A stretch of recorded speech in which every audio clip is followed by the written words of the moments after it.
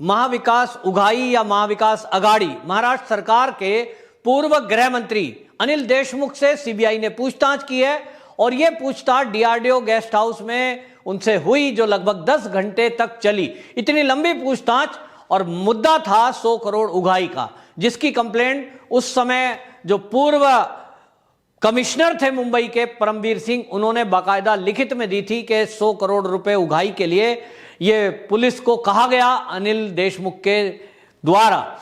इसकी जांच में सीबीआई आगे आई और सीबीआई ने जब ये जांच का बीड़ा उठाया, इसी में आपको बताएं बॉम्बे हाई कोर्ट ने बाकायदा सीबीआई को निर्देश दिया कि 15 दिन के अंदर पूरे मामले की जांच करके उसके सामने वो प्रस्तुत करे पूरी रिपोर्ट। अब सीबीआई पहले से मान रही थी कि कोई भी चोर को आप पूछेंगे बड़े प्यार से, आइए सर बैठिए, क्या आपने चोरी की, तो कोई चोर चोरी कबूल नहीं करता। ये तो गृह मंत्री रहे हैं, नेता हैं, और इसलिए नेताओं से क्या उम्मीद की जा सकती है, कोई भी बड़े आराम से प्यार से बताने वाला नहीं है। और इसलिए सीबीआई ने अपनी उस तरह की तैयारी रखी थी और सूत्र बता रहे हैं कि बाकायदा वीडियो रिकॉर्डिंग की गई उस सारे मैटर की, और अनिल देशमुख से पूरा पूछताछ जो हुई है उसके लिए बाकायदा एक लंबी लिस्ट प्रश्नों की तैयार की गई थी।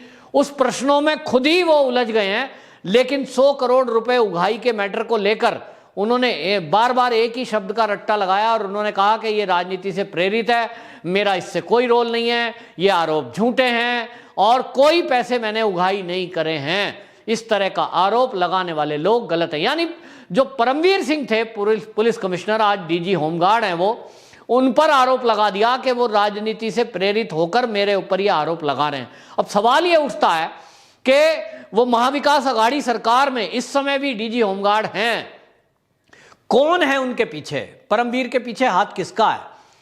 क्या वो उद्धव ठाकरे के कहने पे ये आरोप लगा रहे हैं? क्या वो शरद पवार के कहने से ये आरोप लगा रहे हैं? एनसीपी की कोई अंदरूनी बात है, या कांग्रेस के किसी बड़े नेता के कहने पे ये आरोप लगा रहे हैं?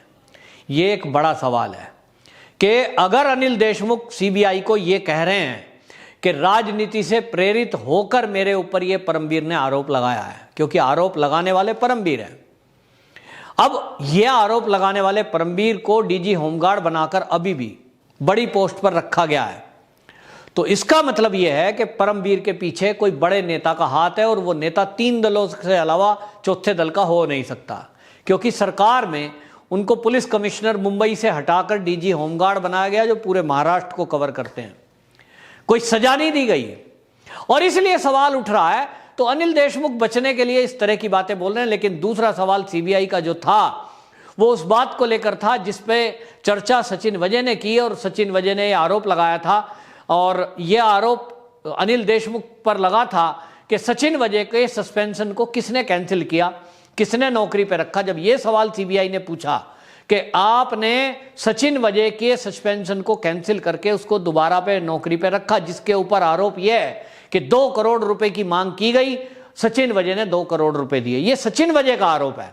तब इन्होंने उत्तर दिया कि इस मामले में उद्धव ठाकरे, अनिल परब और परमवीर सिंह जो पुलिस कमिश्नर थे मुंबई के, उन लोगों ने यह सचिन वजय को रखा है, इसमें मेरा कोई रोल नहीं है, रिकमेंडेशन उनकी थी। अब आप समझिए कि जिस पर आरोप लगा 2 करोड़ लेने का, अनिल देशमुख गृह मंत्री महाराष्ट्र सरकार, वो कह रहे हैं कि उद्धव ठाकरे ने रखवाया, और इसी का अंदेशा था, क्योंकि ये शिवसेना के जो सचिन वजय है शिवसेना के प्रवक्ता रहे।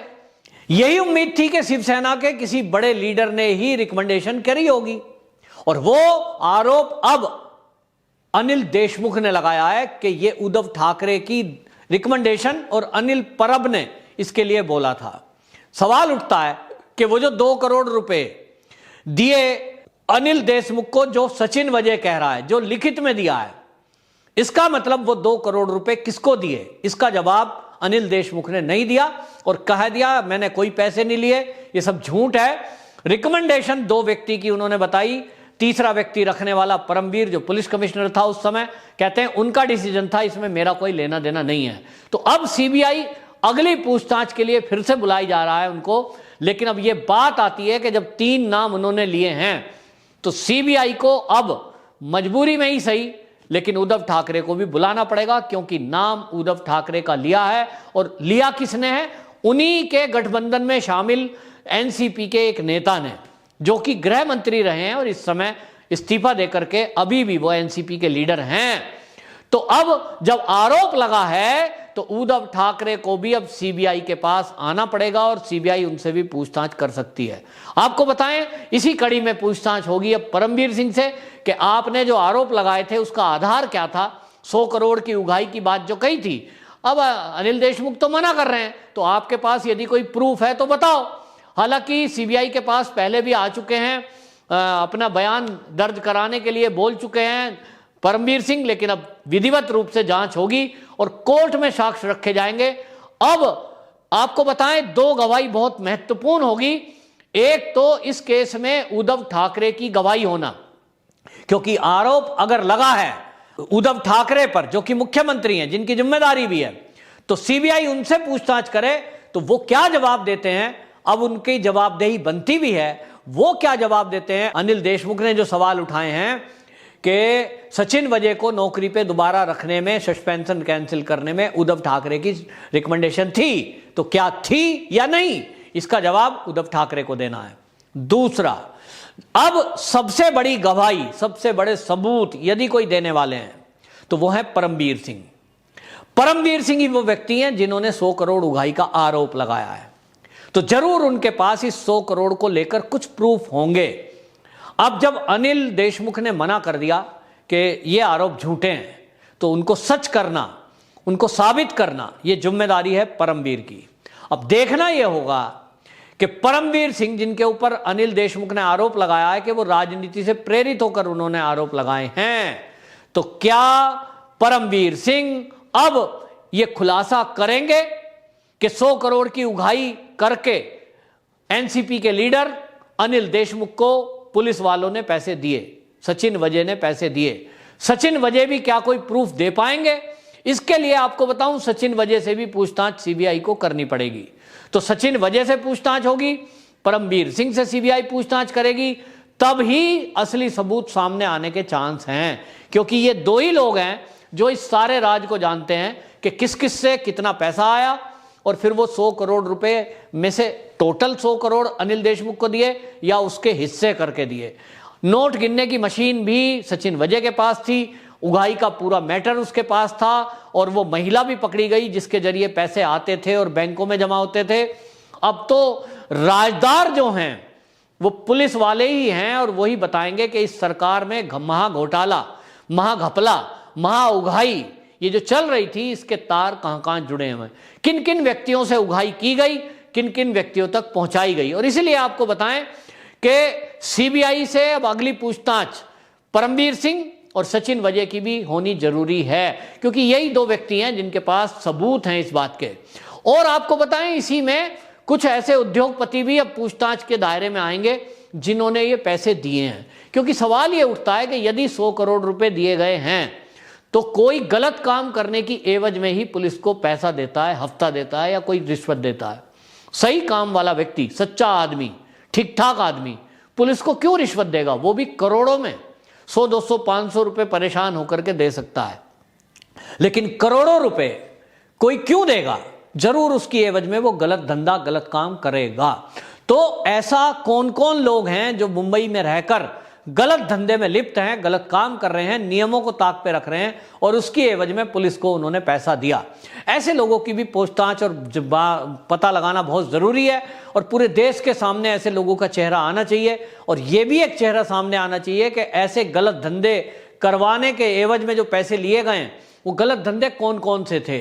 क्या हम जो आइडिया लगा रहे हैं कि नशाखोर लोग जो ड्रग बेचते हैं, जो ड्रग माफिया हैं मुंबई के अंदर, जिनके तार पाकिस्तान से जुड़े हुए हैं, जिनके तार विदेशों में बैठे हुए लोगों से जुड़े हुए हैं, जिनके तार बॉलीवुड के कुछ लोगों से जुड़े हुए हैं, ये जो पैडलर हैं ड्रग के, क्या उन लोगों के ऊपर भी इसी सचिन वजय और परमबीर का हाथ था कि भाई पैसे देते रहो और आप ये ड्रग को बेचते रहो? तो ये ड्रग का कारोबार करने वाले लोग क्या इन पुलिस की छत्र छाया में पल रहे थे?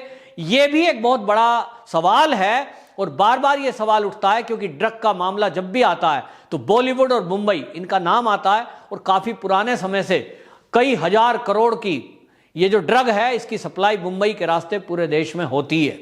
तो इसका क्या लिंक है? विदेशों में जो लोग बैठे हुए हैं और इस ड्रग के धंधे को चला रहे हैं, उनमें पुलिस वालों का कितना इन्वॉल्वमेंट है, ये भी पता लगना है।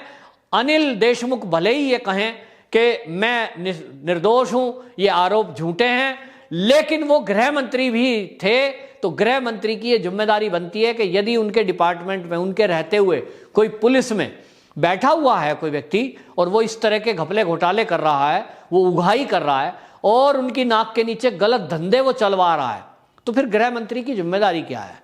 क्या केवल एसी ऑफिस में बैठकर, एसी कार में बैठकर और केवल मौज लेना ये गृह मंत्री का काम है, या गृह मंत्री का काम है कि पुलिस सिस्टम को ठीक करना, पुलिस सिस्टम को देखना?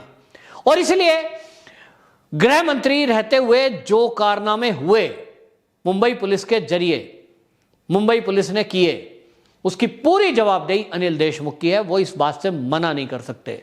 वो ये कहकर भागने की कोशिश कर सकते हैं कि ये आरोप झूठे हैं।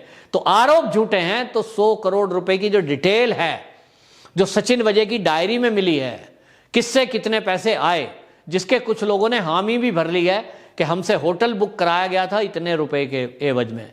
कुछ और खुलासे हुए हैं मुंबई के अंदर कि होटल वाले कुछ तय किए गए क्वारंटाइन करने के लिए, 10-10 हजार रुपए दीजिए, बिना क्वारंटाइन हुए घर में जाइए।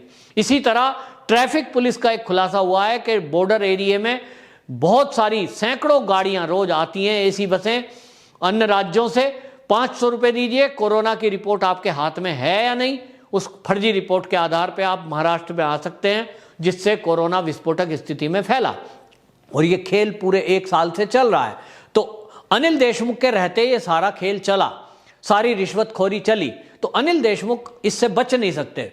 और खाली ये कहकर सीबीआई को कोई मूर्ख नहीं बना सकता कि साहब मेरे ऊपर आरोप राजनीति से प्रेरित होकर लगाया। सीबीआई इसकी जांच करेगी और अब ईडी की भी सहयोग लिया जाएगा और ईडी इसकी जांच करेगी कि ये जो नेता हैं इनकी कुल संपत्ति कितनी है। इन्होंने जब पर्चा दाखिल किया था अनिल देशमुख ने, उस समय इनकी संपत्ति कितनी है। और जैसा कि एक नौकरी पेशा लोग हैं परमवीर, तो परमवीर सिंह कमिश्नर रहते हुए उनकी कितनी तनख्वाह थी और कितनी संपत्ति उससे अर्जित की, उसी से आइडिया लगेगा और इनकी संपत्ति खोजने में जो भी समय लगेगा। लेकिन यह बात तय है कि जब सीबीआई और ईडी खोजने में आएगी तो जमीन से गड़े हुए मुर्दे भी निकाल लेती है। ये सीबीआई है, जेल की सलाखों के पीछे जरूर दोषियों को भेजेगी। अब चाहे वो अनिल देशमुख हो, चाहे वो परमवीर सिंह हो, और सचिन वजह तो ऑलरेडी जेल में है ही, लेकिन उसके पीछे उद्धव ठाकरे का कितना हाथ था, अनिल परब का हाथ कितना था, यह अभी रहस्य बना हुआ है, जिसका खुलासा शीघ्र ही आने वाले दिनों में होगा। वंदे मातरम।